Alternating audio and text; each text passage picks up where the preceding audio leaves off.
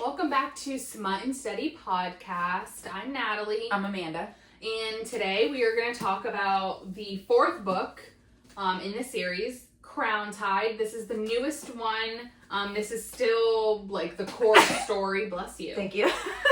This is still the core storyline. If you watched the last video, you kind of know where we left off, but I will read the cover and then we'll talk about it. Amanda just read this like the other day. I literally just finished this last night at 11 o'clock at night. But I finished this one like a month ago, but it is kind of funny how it's like your memory starts coming back to things, but this book we can talk about whatever the heck we want because this is as last as the information goes. Say, this is fresh on the brain. Yeah, fresh on the brain. So, it says, some worlds deserve to be destroyed.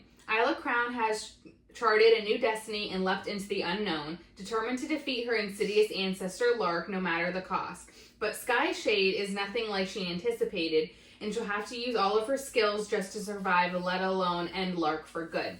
Meanwhile, Grim and Oro would sooner set fire to their own kingdoms than leave Isla stranded on a path towards certain death. But getting her back will involve forging an alliance if they can find a way to forgive their long history of betrayals. The key to Isla's return and the fate of the realms lies close to her heart, but in the face of her most powerful enemy yet, will Isla be able to reconcile her past in order to carve a future of her own making? Beautiful. Thank you. Like, end scene. Okay, so the even better part about this is that me and Natalie haven't really talked about this book like into detail together, so this will be just our straight up opinions just of to the be book. Unhinged. Yeah. So I thought the book was actually pretty good. I feel like there was a lot of action throughout, but it's still a love triangle. Yes. It didn't end with her picking anybody, which technically throughout like TikTok and everything that the author like posted, she said that she was gonna choose in this book. Yeah. She did not choose. No. And she chooses, but it's such an unfair way. It's like, Alex, as an author, like, you're really good, but it really triggered me. All of the videos were like, she's gonna make her decision and the fate of the world and blah, blah, blah. Like, it was the decision. And in the book, it was a decision, not the decision. Yes, exactly. Or it was like part of the decision, but not really the decision. And that was my gripe about it, was because I thought we were like really getting like the final decision, and we didn't. And it's still kind of left on like we still don't really know who she's gonna choose. So that irritated me. I will say though, like, it's just, these books are really well written. I am not saying anything negative about her, and I'm not discrediting any of the writing, but like sometimes books are drawn out too long. Yeah. And like, I feel like with all the hype of this book, like she said, like, it was like, oh, is it Team Oro, Team Grimm, Team Oro, Team Grimm? Yeah. Let's find out. And then you get to the end of the book and you're like, did you change your mind? Yeah. Like, was it a last minute decision to be like, this book isn't over? Or the series isn't over? Yeah. Because it's like, and I feel like she could have ended the series. She could have ended the series. And this is where, like, I feel, obviously, side note, because we have already talked about this book on the podcast, or the series, the Fire and Ash series. Like, Jennifer Armentrout, she even said, she was like, listen, I wrote this book with full intent, the latest book. She's like, I wrote this with full intent to end the series. Yeah. She's like, but as I was writing the book, I said there is no way I could end this series. There's still more to come with Poppy and Castile. Yeah. And as a writer, I feel like that's super respectful, because it's not like she released the book and was like, oh, this was supposed to be the last one, but now I just decided that we're changing our mind. And, like, I don't know what Alex Esther, maybe she did say something about it. I don't know, but it's just kind of annoying to where you're like, all right. I just felt like it was the hype of, like, the decision, and so you kind of thought that this was going to be it, and then you finish, and you were just like, again, that stupid meme from Silver Linings Playbook where he closes the book, and he's like, what the fuck? And he, like, throws it out the window. That's what I wanted to do with this book, because I was just like, not that it wasn't good, but it was like, it was like reading something and it was so good, so good, so good, and then you come to the end and it basically was like nothing had happened from what you started reading it in the first place, and that's what triggered me. It was like the storyline was like growing, and you're like, oh, this is it, and then it just made like a circle, and you were like back to square one, and I was like, why? So pretty much now we'll talk about the actual. Yeah, sorry, I just needed to get that out. No need for sorries, you know. So we ended up, like we said in the last episode, she ends up in this new world. She's with Lark, the ancestor. Her and Lark hate each other. She wants to kill Lark. Lark wants to kill her. This world that they end up on is Skyshade, which that's what confused me a little bit too, because I was like, okay, why is the other book named Skyshade? Yeah.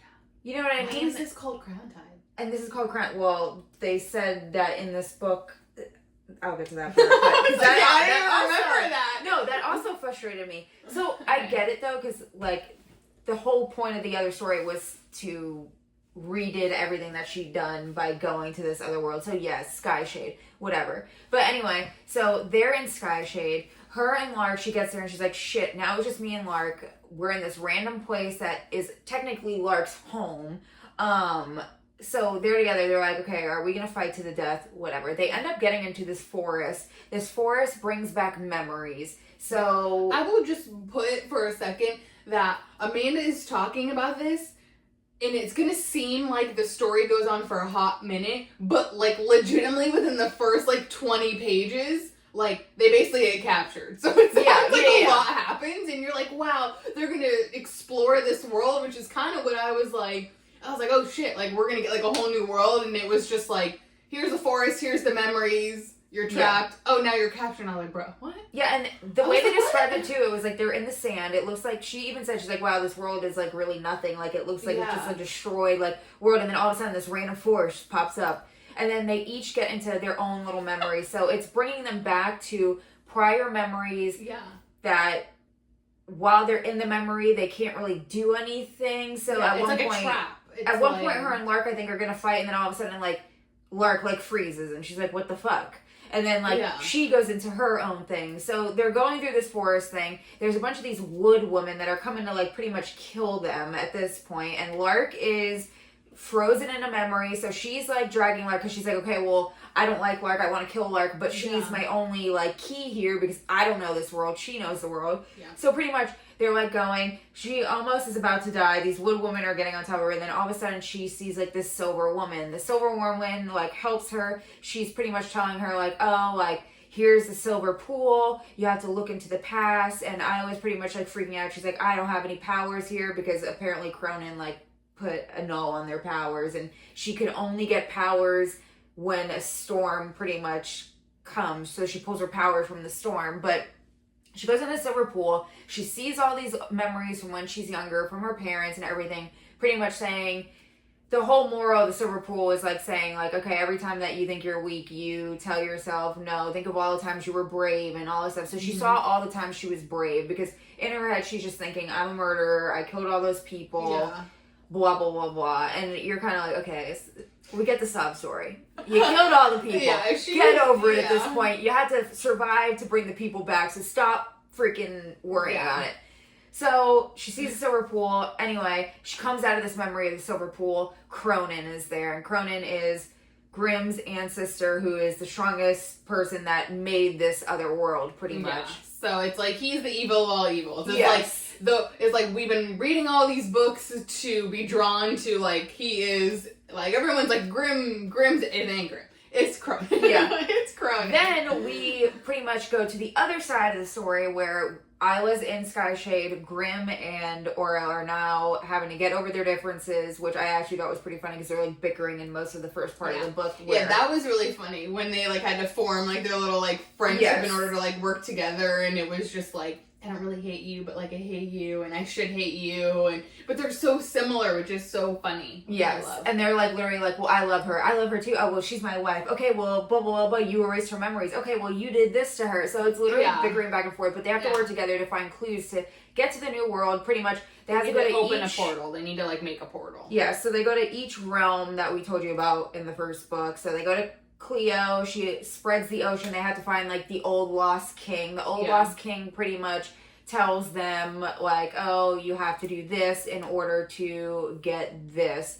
So then they go to Azul to find something that his husband said. And then Oro goes to pretty much his library, finds these threads in time, goes in the past to find a key to make... You get the gist of it. Yes. They have to find things to pretty much get to the other world. And while they're like tracking down all these things, they learn that when the portals open, only like whoever Isla wants can go through the portal. Can go through. Like, so both of them can't go. Only one of them, and it's going to be whoever Isla chooses. So you get that little like teaser, and so they're both like, well, it's going to be me. It's going to be me. You know what I mean? So you get that sort of like information too, and you're like, okay. And Isla had ties to the both of them, but Cronin, he uses his shadows to go into people's minds. So she says, okay, well, he's going to go into my mind. He's going to find out about Grimm and Oro, so she has to break the bond between the both of them. So then both of them start freaking out because they're like... she's dead or something. Yeah, they're like freaking out. They're like, oh, she's dead, blah, blah, blah. And then Oro's like, well, Grimm, you're not dead. So she's not... She's alive. Yes. But it was really funny because it was definitely like... But like it was a very... female moment that both of them had where it was like an actual like they were both having mentee bees, which fair because like that bond was broken, but then it was like after like their 10 minutes of like panicking, or was like, wait, you're still alive, she's not dead. Yeah. You know, and you're like, okay, all right, like, yeah. So pretty much, and I thought this was hilarious too. Actually, I'll talk about the Crowntide part. There's a part where Oro goes to someone and they're like, oh, Crowntide is not a place, it's a person. It's a single person in time, which I didn't really get that because I was like, okay.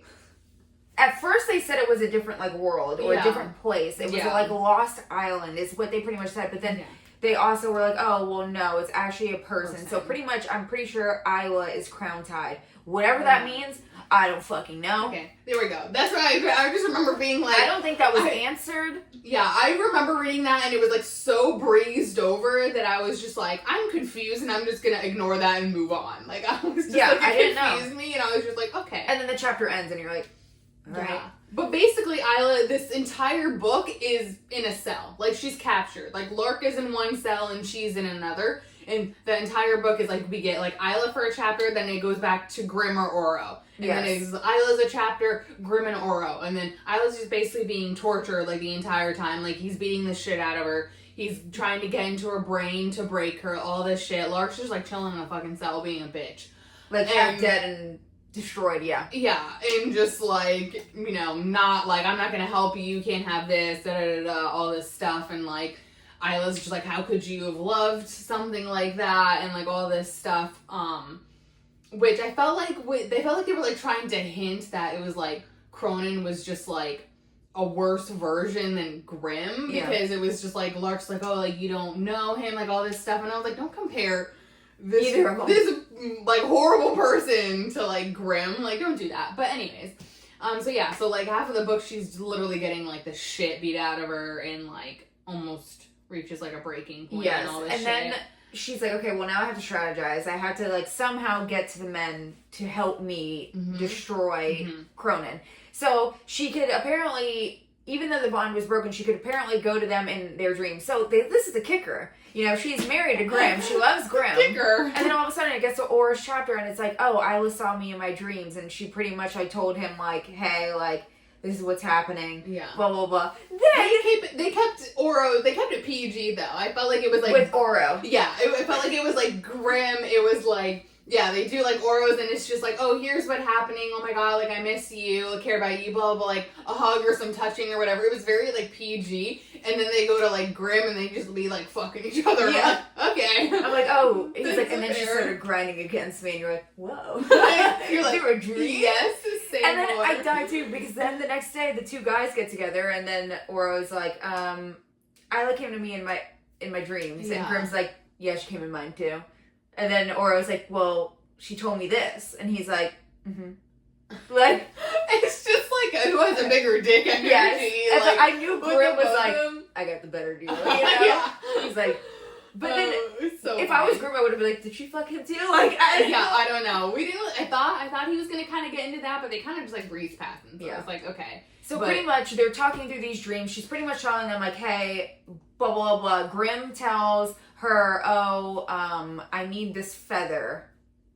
The feather was from a different book that Aurora was riding from a different world to Isla somehow, whatever. They do these like skyry things, which is pretty much like a marking in the skin. So she ends up getting this feather from, or asks Lark where the feather is. Grimm goes, retrieves the feather.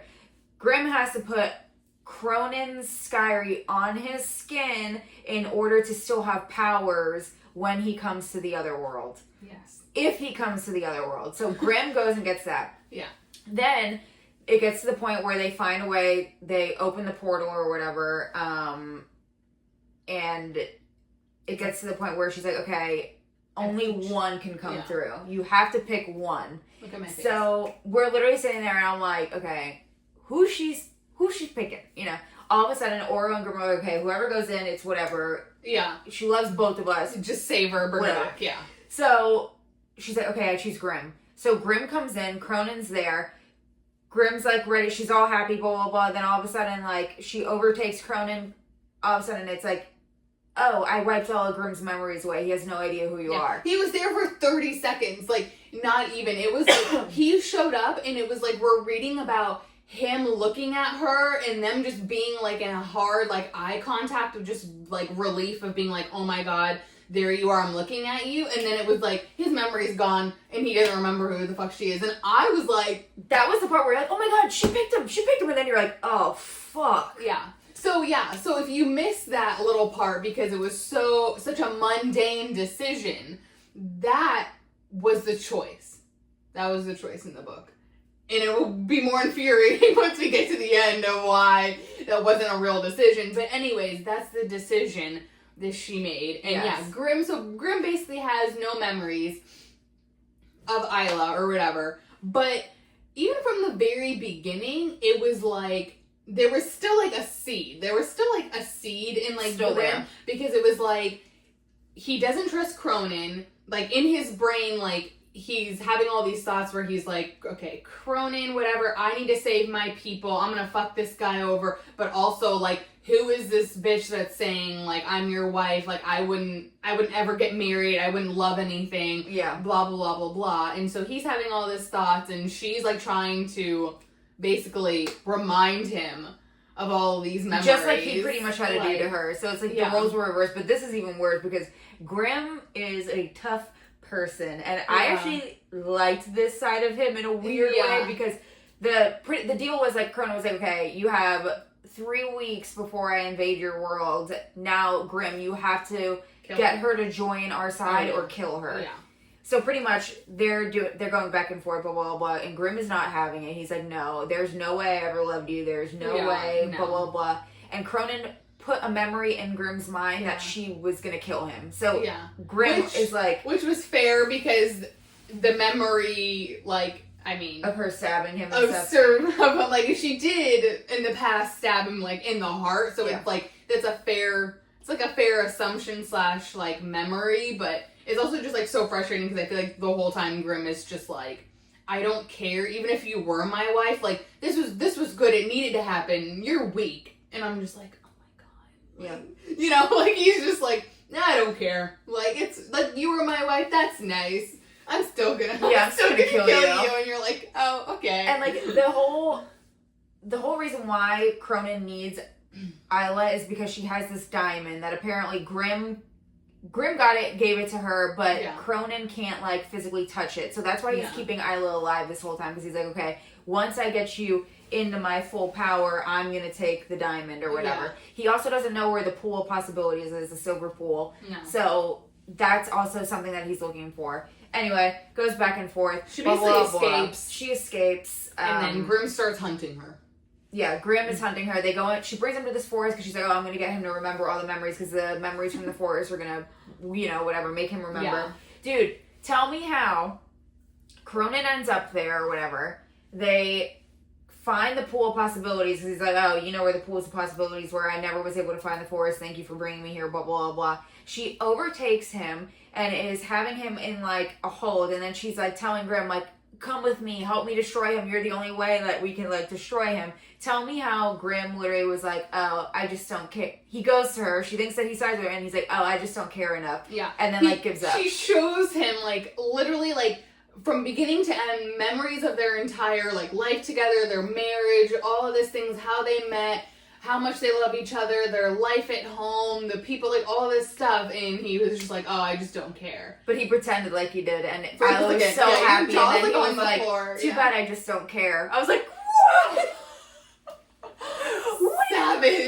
Savage man. Yeah, so pretty much, Cronin is still in charge, and there's only one item that can kill Cronin. It's like this blade that's in a different world somewhere, and that's what Cronin needed the pool was to find where this blade was, so no one can kill him. And Isla gets back to Oro. Isla goes to Oro, and apparently Cronin wants to find Oro now because Oro is the only other person who knows where the blade is. Yeah.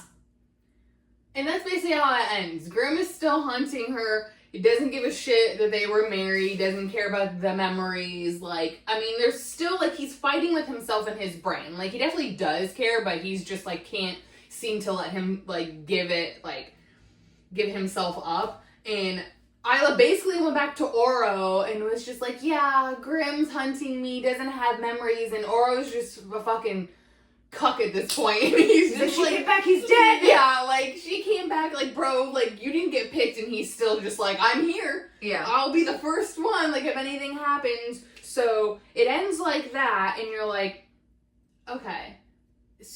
There's still, somebody still needs to die. Yeah, well, that's the thing, too. The prophecy changed. They said that, because Isla thought it was the choice between... Yeah. She had to choose between Oro or Grimm. She had to kill one of them, but apparently the prophecy was never about Isla. The prophecy could be about Oro, and Oro has to choose. One of them must die. Yeah, it went from being like just Oro or Grimm to now Isla could also die. Yes. Like it was like now like the three of them and not just the two dudes. So it was like, again, we're still in a love triangle because not really a decision was made because she went back to Oro and Grimm is MIA. And now, not only can, there's 2 potential people who could die, now there's 3 potential. Yeah. And that's how it ended. Well, this is what I want to read, because it literally was just like, it says, dozen of worlds, Cronin's worlds, coming here to conquer. Cronin needed her dead to get the diamond. With Lark's power within, she couldn't be killed without her permission unless he found that dagger. Oh yeah, she took Lark's power. She ended up killing Lark and absorbing her power. But Lark was okay with it, because Lark was the only one... Lark was only allowed to die if she allowed it. Yeah. She was the only one who knew how she would die. So anyway, skipping on. It was the only way to kill him too. War was upon them, and it could only be finished by the Heartblade. The pool had shown her that with the threads of time and travel across the galaxy, fate had been changed, fractured. There are more possible futures than before. Now the prophecy might not be about her at all. Grimm, Oro, and Isla's choices would define destiny. Only these facts were certain. One of them would wield the Heartblade. One of them would die by it, for good. One of them would either save the world or destroy it. This all ended with a blade through the heart. The only question was, whose? And it ended. So still, she didn't choose anybody. She didn't choose anybody. Somebody's still gonna die, and now it's not her decision. It could be anybody's. Grimm could pick up the Heartblade, or could pick up the Heartblade. So we already know the possibilities here. So we did talk about this before we filmed the podcast. So Isla obviously has a thing for Grimm. Like, I'm sorry, there's still a love triangle, but I think Isla would kill herself. Yeah. Because she doesn't want to hurt anybody, as we've seen throughout the book. She's very into, like, the people. Yes. Grimm would 100% kill Oro. Like, there is no way Grimm wouldn't kill Oro. Yeah. But Oro could kill... I think Oro would kill Grimm, but I also think that Oro would sacrifice himself. I think Oro would sacrifice himself because if he kills Grimm, Isla dies. That's true. See? So why would he do that? Yeah. So I think Oro is eventually going to sacrifice him. He's going to sacrifice himself. Harry Potter. I can't. Listen. It was a really good book. I was just really upset. Again, it was like, we just talked about all of that, and don't you still feel like you're back at square one? Square one. Because I do, and because we kind of still are. Yeah. And now Grimm is still just, like, out of the fucking picture. And so, I don't know. It was a good book. I still was just like, don't tell me that the decision's going to be made, you know? And obviously, like, you read these books and you can tell that she loves Oro, but her love for Grimm is like way more. Like you can just tell. Like any sort of scene, any whatever, like it doesn't matter. Like Oro and her are gonna have intimate moments. It does not compare to the moments that her and like Grimm have. But like I get it. Like they still like love each other. But it was still just kind of like, okay, like the decision, like, and Oro's like all butthurt on the other end, just like, she didn't pick me, and everyone's kind of like, okay, like, you should get over it now, buddy, like, she didn't his pick friend, you. his one good girlfriend is like, okay. Like, you have to move on, like, she didn't pick you, like, you have to whatever, and, like, still at the very end, you could tell he was just like, I'm in the game, like, I'm in Poor it. guy. Like, okay, well, but hopefully you really enjoyed this series like we did. You know, let us know. Our next episode is going to be about the novella book, which, like we said in the very first episode of the series, that you don't technically have to read it. No. We're just going to go over it real quick. It's to be a short little video. So tune in next week. Bye.